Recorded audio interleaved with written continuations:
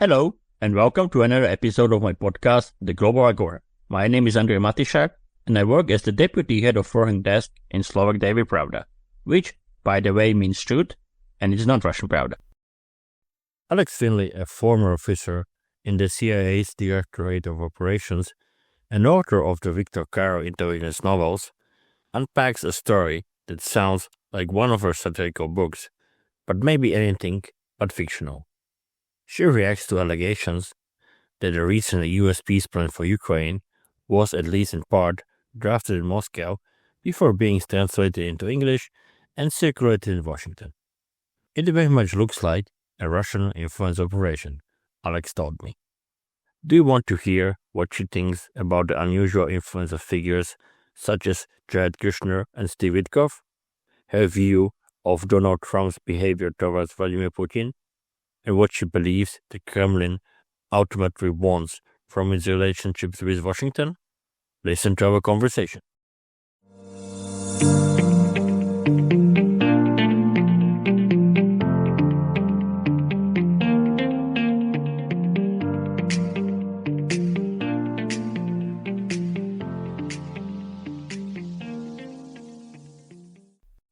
If you enjoy what I do, please support me on Coffee. For the link, see also a description of this episode. And now, up to the new debate. Alex, it seems that at least part of the US peace plan for Ukraine was written by the Russians and then translated into English. It sounds like a plot from one of your books, in fact. In Victor in Trouble, Russia's intelligence services helped to install a new American president. But now we are talking about real life. So what do you make out of the allegations that the peace plan was written by Russians? Well, I think it's pretty clear that it was written by the Russians, and it's very much their list of everything that they want. I don't speak Russian, but my understanding is there's some phrases in there that the way that it was translated makes it pretty clear that it was probably originally written in Russian. And then on top of it, the process as to how this even reached the media, how it all sort of came out, in and of itself very much looks like a Russian influence operation, that this was very much set up to get the narrative out there already into the press, out there into the public, so that people thought that this was a fait accompli. In fact, you had people from the White House saying that it was a fait accompli, even though then with a few hours extra and another day, all of a sudden people were pointing saying, wait, but who actually wrote this? And the White House was claiming it as their own peace plan, but then became very clear they had no idea within the White House or the State Department or anybody who had actually written it. And it became clear eventually, yes, that probably this was Kirill Dmitriev who had put this whole thing together. How much he worked with Witkoff and with Kushner is still, I think, unclear. But yeah, clearly there was some manipulation here to get this narrative out into the media. So would you use this plot in one of your books? But this is it. I mean, it's so difficult to write satire now precisely because real life has just overtaken it.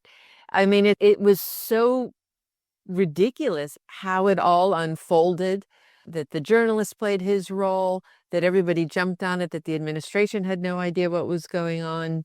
Yeah, I mean, it's just so absurd. Yeah, it's absurd. But again, funny when it's in like a fiction book, but not so funny when it's real life. Yeah, that's true.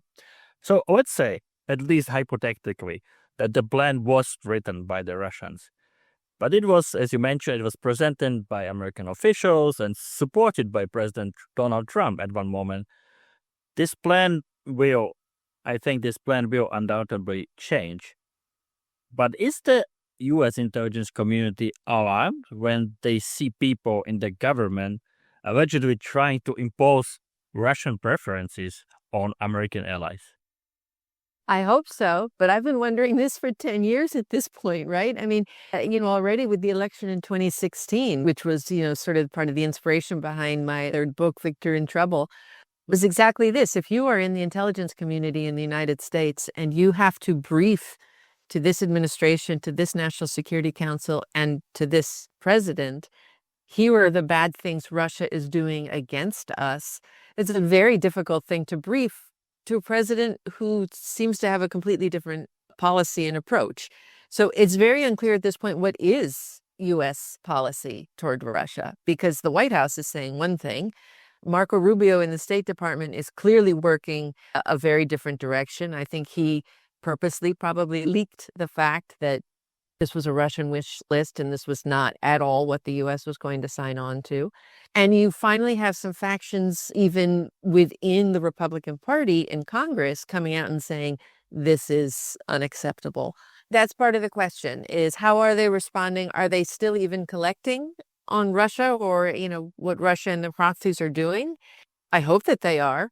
I think we still have people, customers, as we used to call them in the intelligence community, people who consume that information. It isn't just the president who does that. So you still probably have people in Congress, people at the State Department, in the Pentagon, other places who still want to have that information. So I hope that we're still collecting it. One difference that I see this time around in terms of the first Trump administration and this Trump administration, the intelligence community was still led by professional people under the first administration. The CIA in particular was run by Gina Haspel, who came from the director of operations. And even before that was Mike Pompeo, who, was maybe a little bit of an apparatchik within the Republican Party, but wasn't this super far right, ready to sort of sell out America type. Whereas now you have John Ratcliffe, who's head of CIA, who has already made it clear in the past he has used intelligence for political purposes. He released Russian disinformation and claimed that it pointed that Hillary Clinton had done bad things, which she had not done. Again, it was a Russian disinformation that was saying that. And then you have Tulsi Gabbard, who's the director of national intelligence. She has her own issues, her very strange connections back to Russia and to Syria. She's also part of a cult, if I understand correctly. So maybe not empirically following intelligence to its natural endpoint. So we have a lot of different people in place this time, where the first time there was some protection, I think, for people in the intelligence community, that some of that day-to-day work could continue. Now I fear we have too many very political people at the top, and they're starting to understand more and more how it works down below, and they're passing some of those orders down below. The FBI as well, we see with Kash Patel. Imagine that we have a chance to talk to President Trump, and it seems that he's willing to listen to the last person in the room. So what would you tell him about Russians, maybe to stick at least for 5 seconds? I think the thing I would try to convey to him is that he actually is stronger than Putin. I think he has this little brother looking up at big brother. He admires what Putin has. I think this is because he likes the way Putin runs Russia. He likes the idea of a strong man. He likes the idea, I don't have to ask for permission from anybody. But in fact, if you look at how things that should actually work in a normal world, and you look at actual leverage and actual power, Donald Trump is in charge of a much stronger country, foundationally and fundamentally. And I don't think that it would work, but it would be very nice to convince him, like, you actually have leverage. You do have leverage to end this war. You have it. You're just doing exactly all of the wrong things in order to end it. But we could end this very quickly if all of the right people came together and did what needs to be done, which is defeat Russia. Would this be also your advice maybe for the Europeans? On one hand, I would say that Europeans, we should be much more courageous, brave in our approach, and maybe to come up with our own plan that would be really based on political, diplomatic, and financial leverage we have. But on the other hand, it's good to cooperate with the US. So do you think that the Europeans also should tell President Trump, look, you are stronger than Putin. You shouldn't be afraid of him. If we work together, we can make it. Well, I think probably the Europeans have tried that approach. But I do think at this point that Trump is kind of a lost cause on this, actually. So I'm with you that I think Europe needs to step up and accept that. This is something I keep running into when I speak to different Europeans in all different positions, different places. It's very difficult, I think, for Europeans to accept that the U.S. is no longer a reliable partner. And listen, I'm an American. That's difficult for me to accept. But I just think that's the reality now.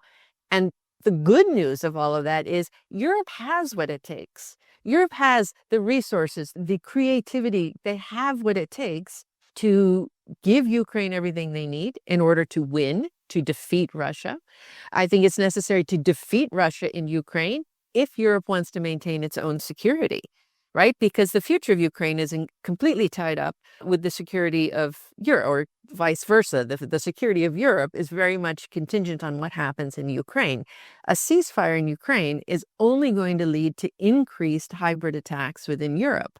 So if Europe truly wants to secure itself, it needs to make sure that Russia is defeated now in Ukraine, pushed out of Ukraine, back. No ceasefire, no stop here and we'll discuss it later. Russia needs to be defeated if Europe really wants to make its own security within Europe. And again, they have everything that's necessary to do it, except for the political will. Come back to what's going on in the White House or in the administration. Do we currently see maybe two factions within the US government?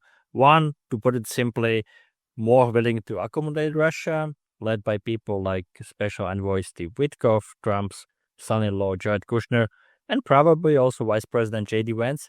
And second, led by Secretary of State and acting National Security Advisor Marco Rubio, that sees Russia as a threat to American interests. So is it roughly like this, two factions? Yeah, I think you're absolutely correct. And I think that first faction of Kushner and Witkoff and J.D. Vance, they're much, and Trump himself, because he's responsible for all of this. Like in the end, he's still the president, even if he is, losing his mind or doesn't always know what's going on, he's still the president. But that faction very much is much more interested in self-service. Again, that's also Trump. The country, the office, the globe is here to serve me rather than I'm here to serve the American people. And so part of what we also don't even know with this bizarre peace plan that was leaked out that came out last week is what are the secret business deals behind all of this that almost certainly exist, because Witkoff and Kushner don't do anything just for the good of the nation. It's about business. We've already seen this, right, in the Middle East, both of them. So absolutely there were business deals that have been talked about as well. And then, yes, on the other side, you have Rubio, and I still hesitate to call them sort of the normal Republicans, because I think that doesn't exist anymore. So many of them sort of still fell off under the MAGA right. But there have been breakthroughs. Like I said, you had Rubio saying this is unacceptable. You had a number of Republican congressmen, both Senate and House, who came out and said, this is unacceptable. Russia is an adversary and we can't be doing these things. And these are kind of the first cracks that we're seeing within Trump's impunity, basically. I think between this and the Epstein files, we start to see there are a few things where people aren't willing to completely roll over for him. And so hopefully we can keep that momentum going, because we have to agree, Russia is an adversary. Russia is not a country we want to emulate. And the immorality of the country is self-evident with the war crimes and the massacres and kidnapping of children. I mean, it's just simply, this is a country that needs to be held accountable. It's interesting what you said, because you mentioned, of course, we are talking about this peace plan, or however we should call it, then the Epstein's files, and also there is a crack in the MAGA movement, you can say. So there is a little bit of political storm for Trump, don't you think so? Yeah, I don't follow the domestic intricacies quite as much. But yeah, I mean, Marjorie Taylor Greene has said that she is going to resign. Punchbowl News, I think, was reporting that a number of other Republican congressmen have said they may resign as well, because they've been so cut out of everything. They just simply aren't, they have zero power. I mean, I would argue that has also come from them. They could have exerted their power. But there are enough people that are sort of fed up at this point that they're supposed to be representatives and they're supposed to have some amount of power, and they've been completely cut out. And so, yeah, I'm hoping maybe at some point Congress finds its mojo again and comes back and says, okay, wait, we actually are a third leg of this government, so maybe we can actually exert some of our influence. In fact, I wanted to ask you about to which faction President Trump belongs to, but you already answered my question, and you're right. Basically, this is his responsibility. He's the president of the United States.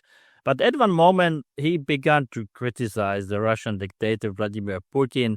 He even started to talk about tomahawks for Ukraine, even though I have to say, I never believe the tomahawks will be sent to Ukraine. So was this everything just for the show?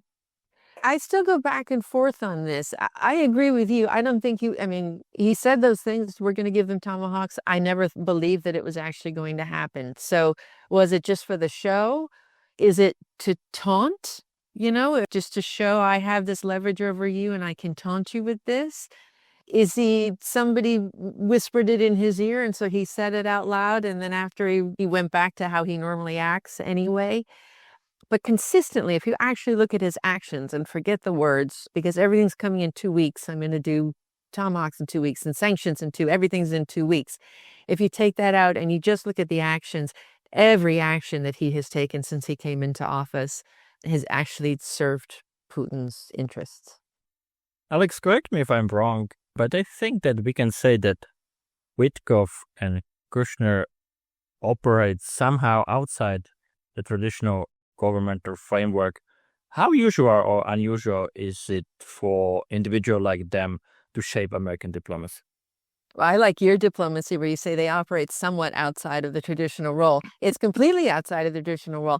I guess there are probably examples of businessmen, going in and performing certain roles. So to an extent, that's okay, but not actually writing policy. It's usually more to deliver a message or try to create a certain relationship. But this is really people who have zero idea how it's done and are much more interested in the business side of it. And in fact, I think that's part of why this peace plan that was leaked to Axios didn't take off in any sort of a way. Very quickly people jumped on it and were able to quash it because there wasn't any interagency process. None of the right people who actually could implement any of this had actually bought in on it.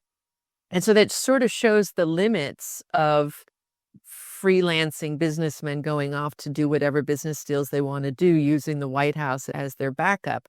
There is still something of a bureaucracy and administration within the United States. And so it isn't possible still to just do whatever the hell you want. And again, I think that's part of why Trump really likes Putin is because Putin does have that. But we still don't. We still manage to have a few checks and balances in the United States. And so what Witkoff and Kushner attempted, the fact that it didn't go anywhere, I think just shows they have zero idea how diplomacy actually works and how to actually execute and implement a policy. But do you think it will continue? In fact, also the U.S. Army Secretary Dan Driscoll is reportedly in Abu Dhabi talking to Russians. Nobody know about what. Driscoll is also not somebody I would send to talk to Russia, to be honest. So I wonder if Driscoll thinks of himself as or if he's just found himself in this position because he's friends with J.D. Vance and suddenly like, oh crap, my best friend is asking me to do this now and I'm in this position to have to do this and I'll just do the best that I can. I don't know that he's super comfortable with the role that he's been given. Yeah, it could be. So given everything we've discussed, what are the main priorities of the Trump administration in dealing with Russia? Or is their approach so incoherent that it is impossible to say? The thing that is possible to say is that Trump's priority will always be Trump. So he will always want to do what serves him best. And again, part of what he really likes is Putin. And so giving Putin a bit of what he wants, I think also is in his is what he thinks is a priority. He'll think that it's his own priority, but it's really to help this guy that he really likes and who he wants to like him back. I think that's also very important to Trump, that he receives this admiration from Putin back. And Putin knows how to play that. And we've seen it over the years where he turns it on or turns it off and makes it clear, oh, Donald, I'm not so happy with you this time. Oh, okay, well, let's have a summit in Alaska. Please come and we'll lay out the red carpet for you. Yeah, so I think Trump's priority is Trump. Alexander, to wrap it up, what do you think Russia wants to achieve in its relation with Trump's America? I think they want to get as much out of this power that they can. I think they understand sort of the propaganda coup, right, of having the world's biggest, what used to be the strongest leader in the backing democratic values and all of this. I think crumbling that, I think, is a bit of a coup for them. And then but they want as much of Ukraine as they can possibly get. Putin won't stop there. I think he has his designs elsewhere in Europe. his regime needs expansion. It needs the imperialist zeitgeist behind it, and they'll keep on pushing, which is why I say, even if there is some kind of a ceasefire or something in Ukraine, the hybrid war within Europe will continue because he still has to break up the EU. He has to break up NATO. He has to destabilize these democracies that are right next door. Because, we're still seeing all of the influence operations going on within the political parties, and we see a lot of these pro-Russia parties that are rising up.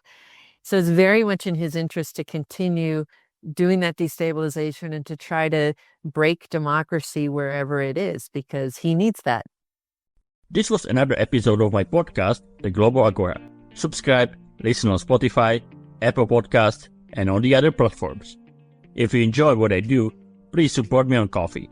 For the link, see also the description of this episode. Thank you for listening and stay tuned.